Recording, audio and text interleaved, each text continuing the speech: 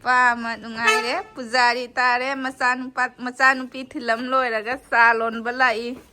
ꯃꯆꯥꯅꯨꯄꯤ ꯁꯔꯨꯛꯇꯤ ꯑꯩ ꯁꯔꯨꯛ ꯂꯣꯟꯅ ꯄꯤꯖꯅ ꯄꯤꯊꯛ ꯊꯥꯈ꯭ꯔꯦꯕ ꯑꯗꯨꯒ ꯆꯨꯂꯥꯁꯦ ꯇꯩꯊꯣꯛꯑꯦ ꯈꯣꯕꯥꯅꯤꯒꯤ ꯁꯔꯨꯛ ꯃꯥ ꯂꯣꯟꯕ ꯂꯥꯛꯏ ꯅꯨꯡꯉꯥꯏꯕ꯭ꯔꯥ ꯂꯣꯏꯔꯦꯍꯦ ꯗꯨꯀꯥꯟꯗ ꯉꯛꯇꯅ ꯍꯧꯖꯤꯛ ꯚꯦꯂꯤꯗꯤꯇꯤ ꯌꯥꯎꯔꯤꯕ ꯌꯦꯡꯉꯤꯗꯣ ꯏꯕꯨꯡꯉꯣ ꯁꯤꯅꯤꯁꯦ ꯉꯥꯡꯉꯗꯤ ꯁꯥꯎꯅꯦꯕ ꯍꯦꯟꯅ ꯑꯇꯩ ꯆꯥꯗꯕꯁꯦ ꯑꯗꯨꯒ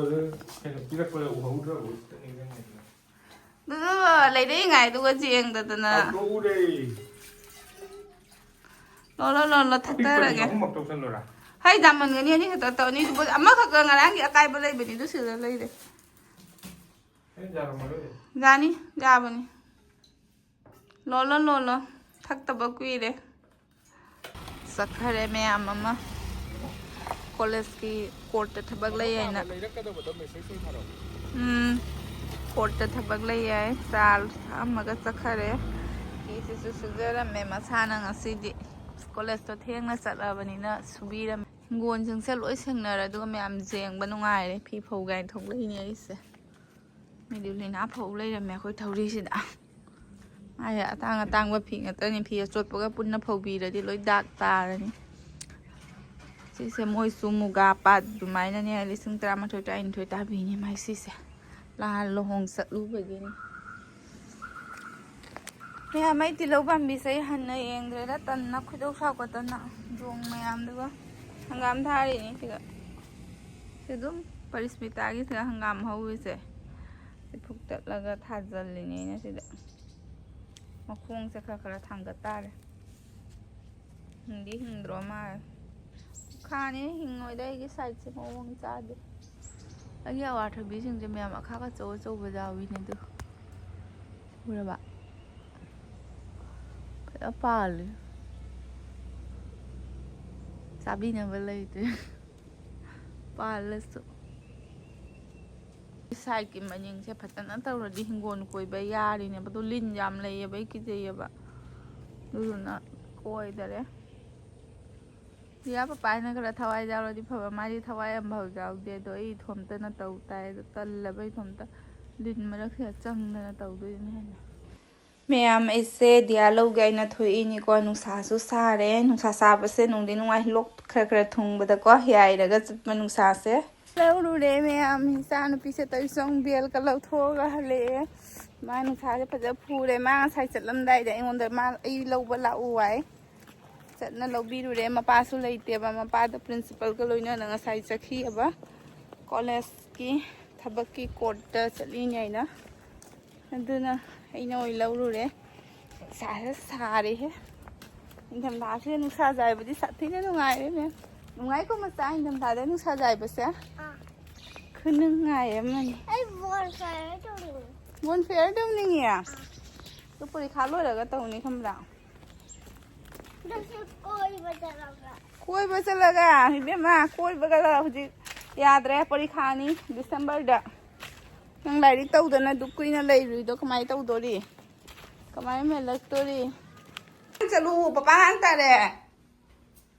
ꯃꯌꯥꯝ ꯆꯥꯕꯃꯨꯛ ꯆꯠꯂꯨꯒꯦ ꯃꯄꯥꯟꯗ खरे मपा मचासी मपान चादोरे हराबनी स्कूल हल्लगना मा बिस्वनाथ चलूरग नंद्रब मपान चारनी है हराबद लोरे मथमोय अनीसुदी गाड़ी तोंगा वॉक तौनिंगे ता हाय लेरे कइनो तोंगालरोय नंग मखोंग लागेरा हा गाड़ी तोंगा वॉक तौनिंगे ता हाय लेरे हंदक्स कइनो खंगदे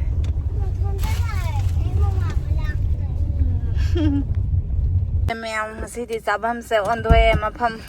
अनौब लोकेशन चेंज तौरे जेंगे कमाई तौना हाँ अखोना चारबदुनेब अदो ओंथोखरे बिल्डिंग से अनौब सादोखरे सिगाय तौसे जुला मांगरे जुला साननी सिदा मा जुला अंग हेक लागा हायब मीसे जुला खराय चखरे जुला हायब चखरे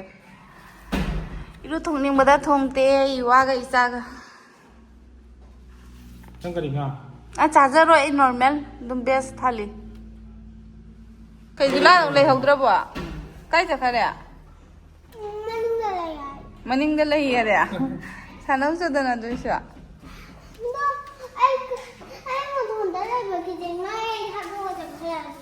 뭐해? 저 봐봐 맨날 밥 먹었죠? 너네 미는데 싸우면 봐봐 맨날 돈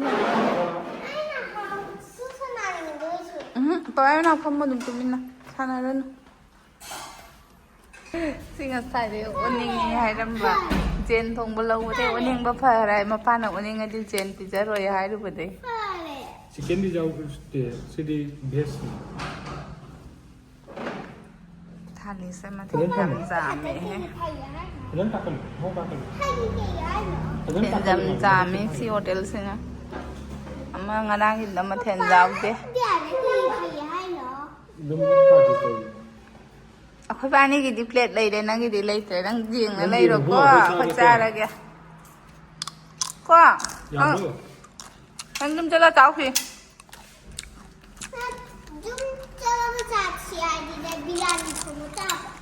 biryani thùng tao bà thùng áo rồi bể 되게 좀 같대 chicken nó tốt pi rồi này khi ta được cân ngày giờ đi rồi 거에 하와이 하는 그 자대 sak apa kini cha apa kini cha apa lak này cha apa lak này cha cha cha cha cha cha nó mềm sẽ được gari sẽ có một cái này bởi sát thì nó ngoài đấy view sẽ view cái mà già lâu rồi cơ coffee cái thức bên ngoài này thì đập phăm mà đã green người ta ôi đã u đã cái gari sẽ có cái riêng bên ngoài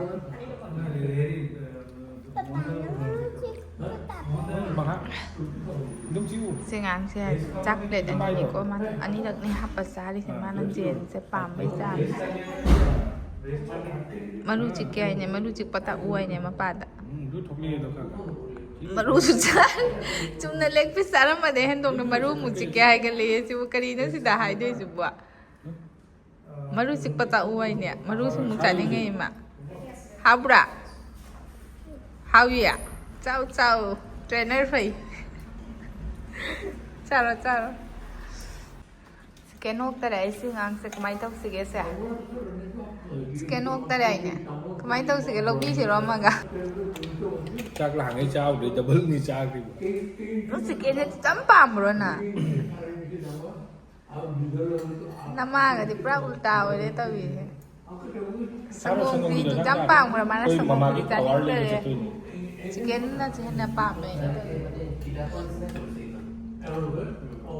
quạt sang như cái mẹ em mà cút tới trong này cút sang arang này hồi đi năm đa rồi bên này đi आगे चीनी खजूर तो fungi बकवा अदुदो सोइदोगा powder ओलहलगा दिबादा हपचल थंगे तौबदा लेन गरे फदन थांग सोइदत खरे फदन चीनी जो सोइदत लगपदा मासु Connon तनमना लोरे क्वा चाहि क्वा न पुंसी ओइ लेने तौरे मैम चारू लोइना थोकले को क्वासु फजना उम्मे खुसे हजि लई बचके न थोकलेने बा लईसे लहामते लेने तौरा नासन्ना लेरे से लईसना हेम फजना सालगवा मतमना कोइना थादोगा चटपा मतमनी ओइदोरिसे यस दुम मतमनि सनारे दो मनी दारी दगा साटलदि वखल नुगाइना को तुम होगलकपदा उबदा अदना सनारे मखता अमनि तंग फांबी जेंगुगे न सलीनी नर्सरी लईये साइड मगदि अपपा उरे ये खंगे से मुख थीबदा क्याम कुइ चंगदेबला मुसु ममांगी जेंगक मी हिंदी खंगमगने बा नर्सरी थीबदा दुम खोइसे फंगदना दुम नुमित ममांगी बनेबा क्वा सिसु मा मखा उरे ये दो जेंगुगे amta फंगदब्रा न नुसा मंगान फूरे होंगांग बयादे ने तिंगने चासलगा तोइ हम लई ने मैम नर्सरी माई से जुम द दुम तौले मारे दा याम साउबदि नते गरो ले ओ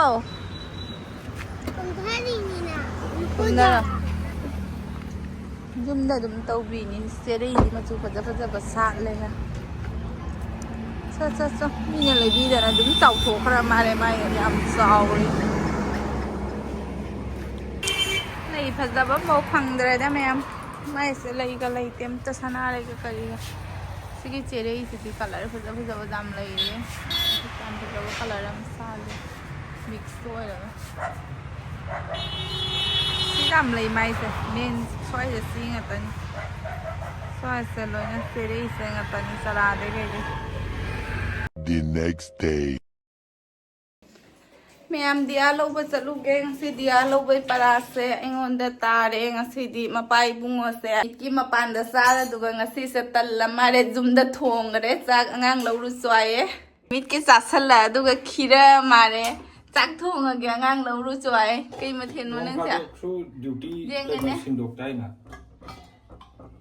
jerum ne kaya puthogi ba kangre tauri se nang ai duty đâu với là nang duty đâu mà hamra lauru gi ge angang chắc đâu chắc lắm Hege मैम मी से मपानी जसला दि खिरक मारे मासुंग फादो ngasi di chachi hai dare ba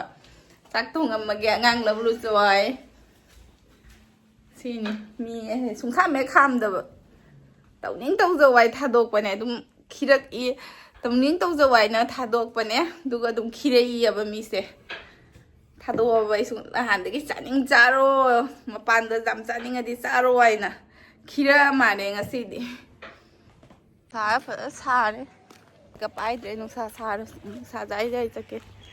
कहतना दि लोरनी माइ से सु सनस्क्रीन गम त तैबा हौद्रेबा डॉक्टर न कइम तैरुनु हाय दुगा हौतारे तैबा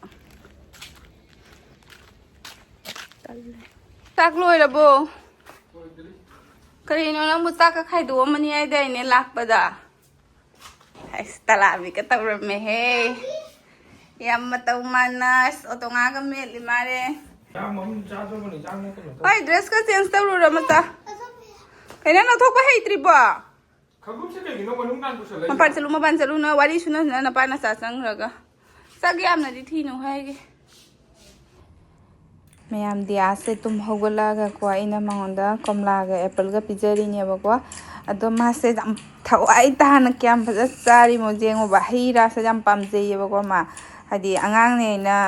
chawa ya da bi fruits kai ka do dumai na oi de ba kyam thawai ta na pam na sari mo na huran na lawi ni video se ma video ma mang do le di chawa ya ra roi ai na yang ang hen toi chang masi live ki ahan ba chak masana khai do ga sari ko cooker se mapa na chak pudi nung thang ne hapchala thanam ma ba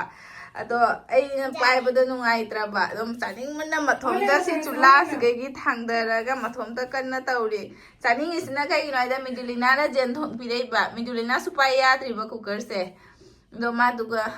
ekdam khang ngam da chaning man na live ko first time he ye अब कुमकुम मामू चो और क्या जाओ बड़ी हो गई मेरी बेटी चावरे कोई चा के जो तुम खाई दो चा दो रही है ले रही इसके पहले इसको ऊपर रखो ऊपर नहीं रहने दो मिजुलिना उठा नहीं पाएगा वो ठीक है रहने दो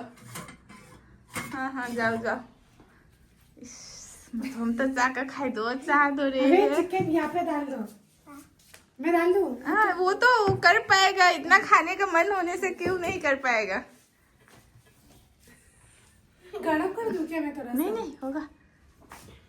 मैं निकालने दूँ क्या अहꯥꯟꯕꯗ piece अमखꯛ लौरा चाखꯠखरेब माइसे मा ओक्तरेब चाक चागे चाक बिवाई ना पसंद है इसको मुझे पता नहीं है आपको चिकन बन रही है क्यों मैंने सर से तो लिया पता नहीं उसको याद है बना कि नहीं पूछ रही है मैंने सर को पूछा सर ने बोला जब मैंने लिया लोकल है क्या हाँ और मिजुलिना का साइज चिकन लेगी ममा उजाने तो मिजुलिना दा हंगे थोंग लोइद्री भाई ना